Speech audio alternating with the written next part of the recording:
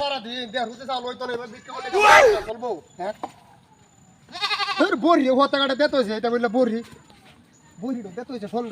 না গেদা জানো বেহরটা কিটা আয় ওরে মা কাম হারিয়াল তামাজ গো কেউ না আয়ো দেখা যায়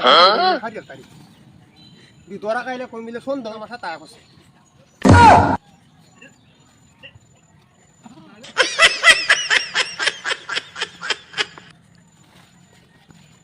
हे हरि राम कृष्ण जगन्नाथ प्रेमानंदी ये क्या हो